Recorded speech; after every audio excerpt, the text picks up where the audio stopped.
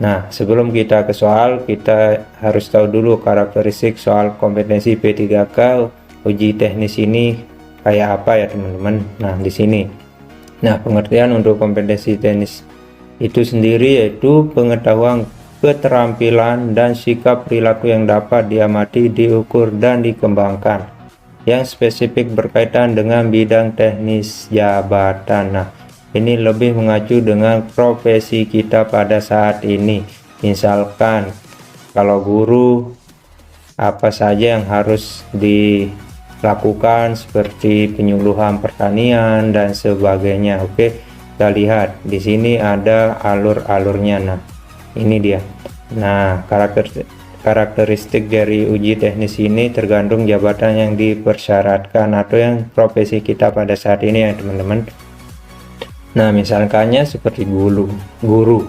Nah, submaterinya di sini ada pedagogik, profesional, kepribadian, sosial. Nah, teman-teman juga harus tahu jumlah untuk soal untuk uji kompetensi teknis itu ada 40 soal. Nah, kalau benar 3, kalau salah 0, dan skor maksimalnya 120 ya teman-teman.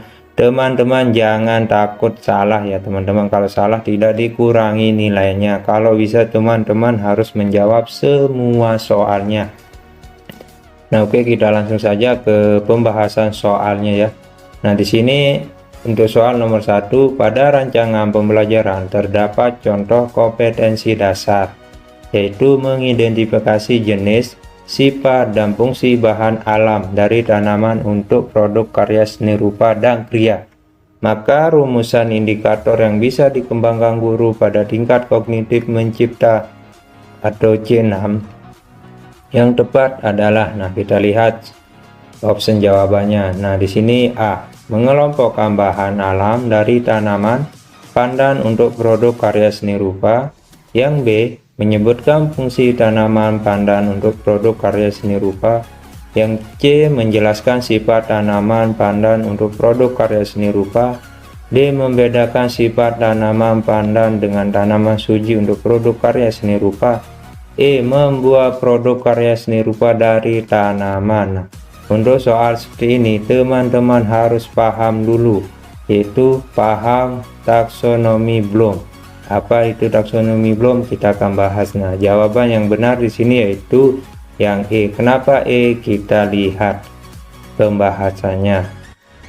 Untuk menjawab soal tersebut kita harus memahami tingkat kognitif dengan kata kerja operasionalnya. Nah, seperti yang saya bilang tadi, harus paham taksonomi Bloom dari C1 sampai dengan C6.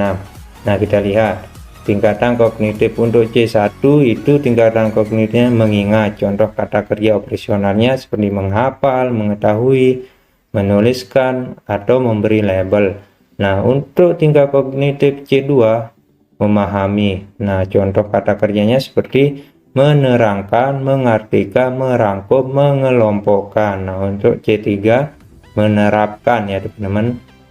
Tingkat kognitif untuk C3 itu menerapkan. Nah, contoh kata kerja operasionalnya seperti melaksanakan, melakukan, melatih, membiasakan, membedakan, menyelesaikan, menggunakan. Nah, untuk C4 yaitu menganalisis. Nah, contoh kata kerja operasionalnya seperti memilih, menata, menyeleksi, mendiagnosis, mengedit, dan menguraikan. Nah, untuk C5 itu mengevaluasi, membuktikan, memisahkan, menguji, mengukur, atau mengkritik, memvalidasi, memonitor.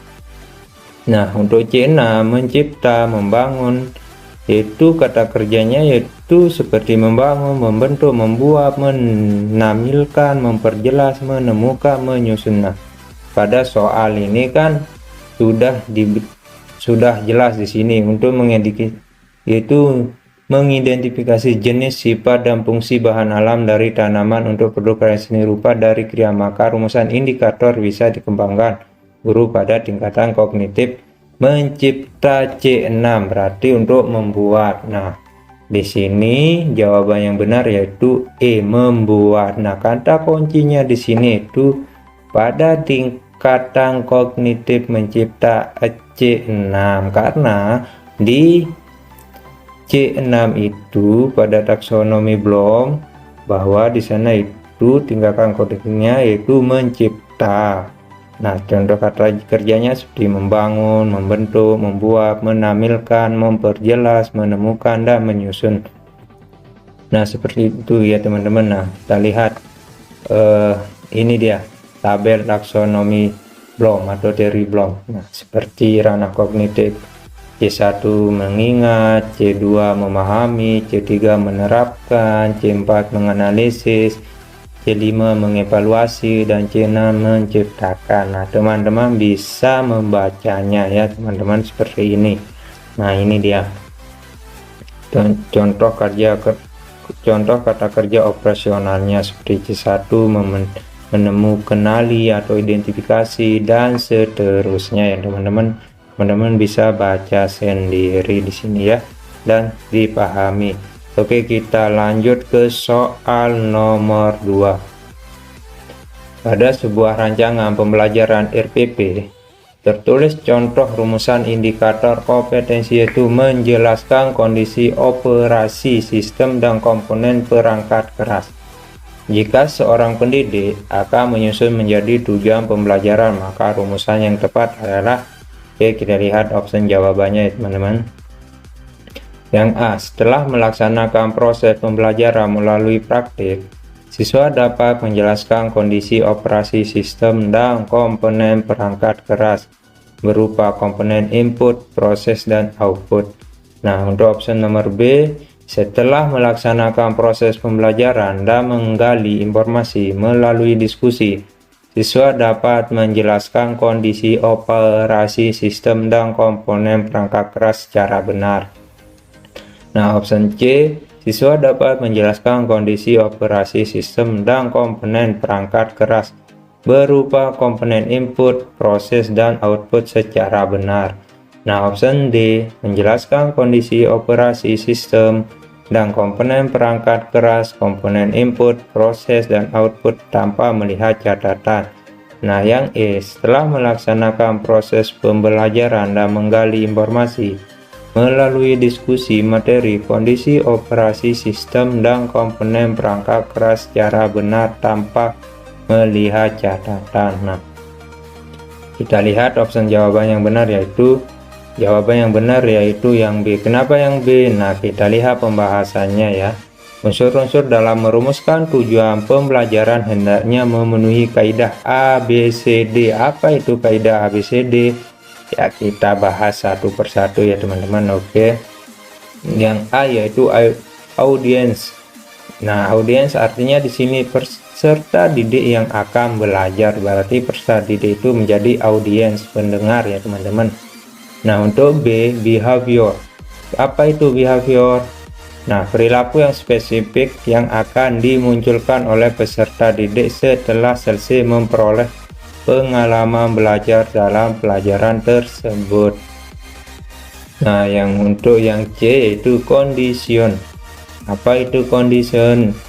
Itu kondisi yang berarti batasan yang dikenakan kepada peserta didik atau alat peralatan yang digunakan peserta didik pada saat dilakukan penilaian. Nah, yang D apa? Degree, yaitu tingkat keberhasilan peserta didik dalam mencapai perilaku. Nah, kalau teman-teman menemukan soal seperti ini, teman-teman harus mengetahui kaidah ABCD itu apa ya teman-teman.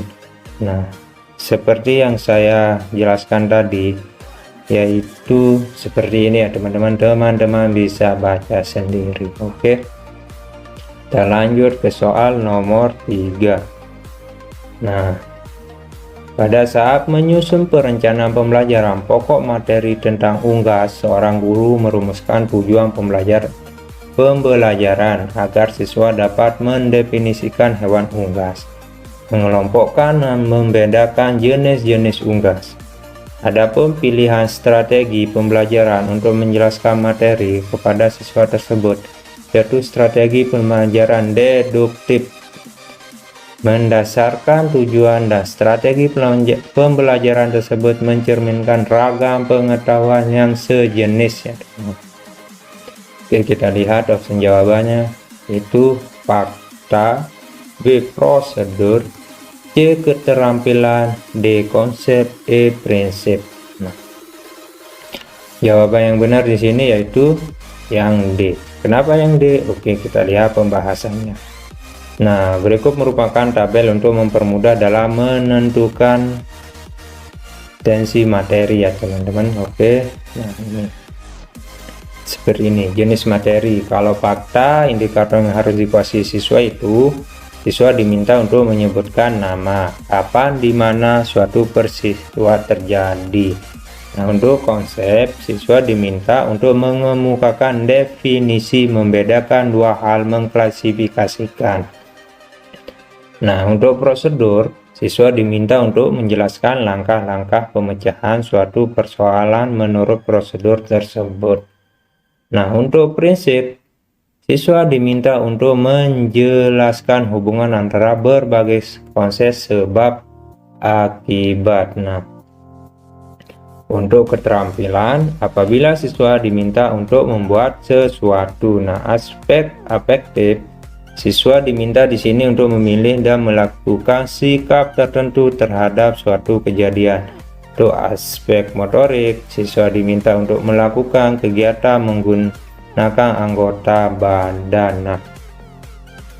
Nah, untuk soal di sini ternyata yang digunakan yaitu yang konsep, diminta untuk mengemukakan definisi, membedakan dua hal, mengklasifikasikan. Nah, di sini sudah jelas. Adapun pilihan strategi pembelajaran untuk menjelaskan. Nah, di sini untuk menjelaskan pada siswa tersebut yaitu strategi pembelajaran deduktif ya teman-teman. Nah, di sini juga pokok materi tentang unggas. Seorang guru merumuskan tujuan pembelajaran agar siswa dapat mendefinisikan hewan unggas.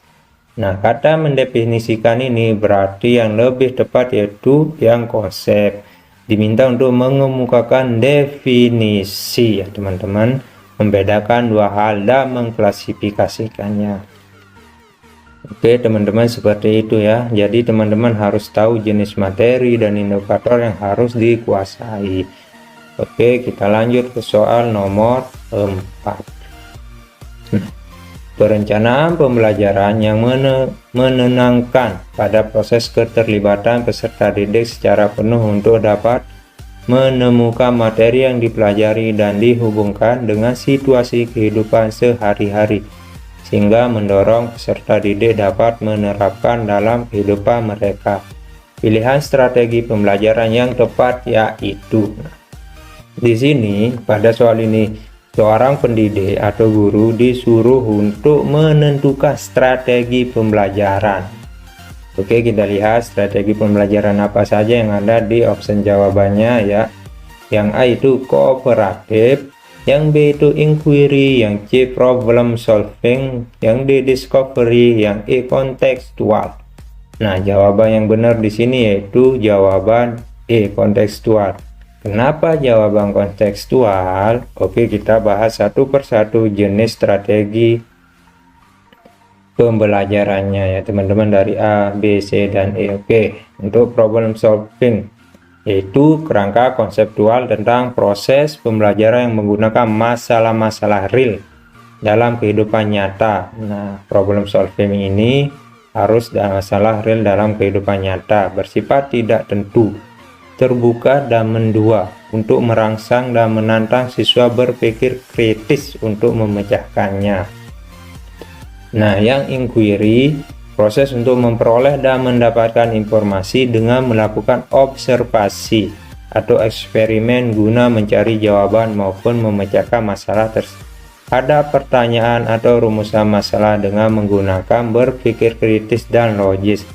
Nah, untuk discovery learning, model pembelajaran yang melibatkan siswa secara aktif untuk mencari dan menyelidiki suatu permasalahan, sehingga siswa dapat menyimpulkan konsep dari pembelajaran yang telah dipelajari. Nah, untuk kontekstual atau teaching learning, Konsep pelajar yang mengaitkan antara materi yang diajarkannya dengan situasi dunia nyata siswa dan mendorong siswa membuat hubungan antara pengetahuan yang dimilikinya dengan penerapannya dalam kehidupan mereka sehari-hari. Nah, kita lihat soalnya ya. Seperti ini, perancangan pembelajaran menenangkan pada proses keterlibatan peserta didik secara penuh untuk dapat menemukan materi yang dipelajari dan dihubungkan dengan situasi kehidupan sehari-hari, sehingga mendorong peserta didik dapat menerapkan dalam kehidupan mereka. Pilihan strategi pembelajaran yang tepat yaitu yang kontekstual. Nah, di sini kontekstual itu yaitu mengaitkan antara materi yang diajarkannya dengan sesuai dunia nyata siswa sehari-hari. Kata kunci di sini yaitu ngasih situasi kehidupan sehari-hari. Nah, berarti dunia nyata siswa sehari-hari, sehingga mendorong peserta didik dapat menerapkan dalam kehidupan mereka ya teman-teman. Seperti itu ya teman-teman. Nah, ini penjelasan dari beberapa contoh dari strategi pembelajaran yang dapat diterapkan oleh pendidik atau guru ya teman-teman. Oke, kita lanjut ke soal nomor 5. Saat merancang pembelajaran, seorang guru ingin menyederhanakan konsep, prinsip, hukum yang kompleks sehingga dapat memperjelas penyajian pesan secara tertulis. Nah, media apa yang paling tepat dipilih oleh guru tersebut? Nah, di sini kita dituntut untuk kreatif dan inovatif menentukan media apa yang harus digunakan oleh seorang pendidik atau guru sehingga siswanya cepat paham dan mengerti. Oke, kita lihat opsi jawabannya apa saja. Yang A itu bagan, yang B itu AP, alat permainan edukatif, yang C flip chart, yang D foto, yang E gambar. Nah, jawaban yang benar di sini apa? Ternyata jawaban yang benar yaitu A, bagan. Kenapa bagan? Kita lihat pembahasannya. Oh, di sini jawaban yang benar yaitu foto, yang D ya teman-teman. Oke, kenapa foto? Karena sifatnya konkret, menunjukkan pokok masalah dibandingkan media verbal, dapat mengatasi batasan ruang dan waktu, mengatasi keterbatasan pengamatan, dapat memperjelas suatu masalah, murah harganya, dan gampang didapat serta digunakan. Nah, jadi media yang lebih tepat di sini yaitu foto. Kenapa tidak bagan, AP, flipchart, dan gambar? Nanti kita akan bahas di video selanjutnya ya.